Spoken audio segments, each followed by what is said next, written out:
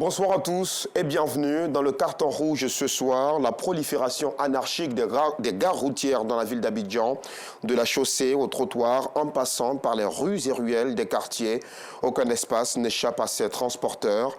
Un véritable désordre qui n'honore pas la ville d'Abidjan. Développement du transport urbain dans le pays, oui, mais dans le désordre, absolument pas. La rédaction du RTI2 prend position ce soir. Le sujet de Nous Sangaré et Pargassoro Kone Demadongui à 19h30. Comment préparer et réussir les différents grades universitaires en lettres, arts, culture et développement?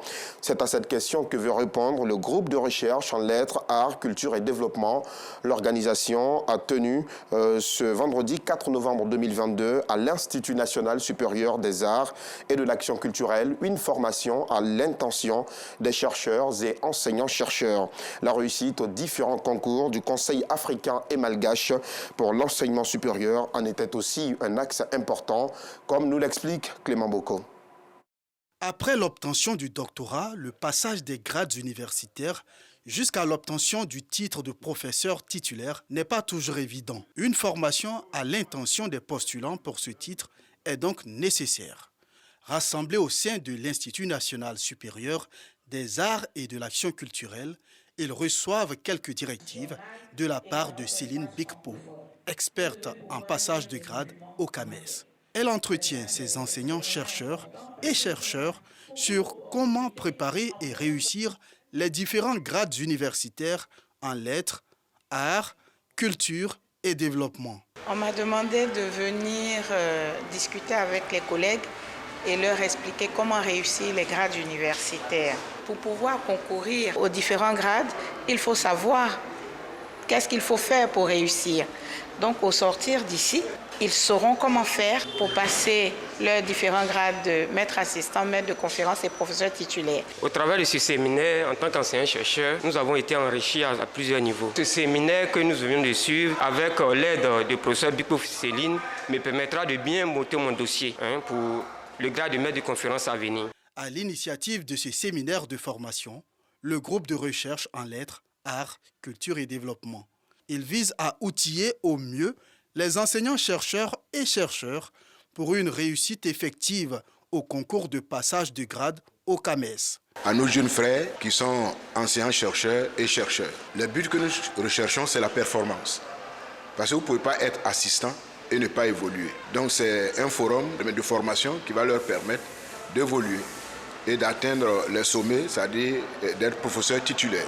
Et c'est pourquoi nous avons fait appel à cette experte nationale pour nous instruire et nous informer. Le groupe de recherche en lettres, arts, culture et développement est un réseau d'enseignants-chercheurs et chercheurs. Ce réseau vise à créer un cadre d'échange sain entre universitaires. Le changement climatique ne finit pas de faire des dégâts à Mbayakro, dans la région de Lifou. Ce sont 50 hectares de riz qui ont été dévastés par les fortes pluies. Des inondations qui ont tout emporté sur leur passage, laissant les populations dans le désarroi total. Elles se tournent donc vers le gouvernement et appellent à l'aide. Vous les entendrez à 19h30. Espérons d'ailleurs que la COP27 qui se tient en ce moment à Sharm el-Sheikh, en Égypte, sera l'occasion de proposer des solutions pérennes pour minimiser les conséquences du réchauffement climatique sur le continent africain. Et dans le chapitre culture, fin de la deuxième édition du Salon de la musique d'Abidjan. C'est un espace qui réunit plusieurs artistes et chanteurs nationaux. Ils réfléchissent aux solutions de développement de l'industrie musicale. L'autre enjeu de ce salon est de tendre la perche aux jeunes afin de leur donner les rudiments nécessaires pour se professionnaliser. Le compte-rendu complet dans nos prochaines éditions.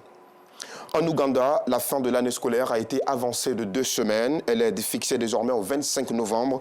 Le 3e trimestre est réduit de 2 semaines afin de décongestionner les écoles susceptibles d'accroître la vulnérabilité des enfants aux maladies à virus Ebola. Selon les chiffres officiels, depuis la résurgence de la maladie à virus Ebola en Ouganda, l'on dénombre 53 morts sur 135 cas de contamination. Et pour finir, la grève de la compagnie aérienne Kenya Airways est en passe d'être levée. Un tribunal de Nairobi a ordonné aujourd'hui aux pilotes de Kenya Airways de mettre fin à leur grève lancée samedi. Un arrêt de travail qui a largement perturbé le trafic de la compagnie nationale kenyane et viré au bras de fer avec la direction et le gouvernement. Pour rappel, les pilotes réclament notamment le rétablissement des cotisations à un fonds de prévoyance et le paiement de salaires impayés durant la pandémie à coronavirus. C'est tout pour ce Flash Info. Soyez des nôtres à 19h30.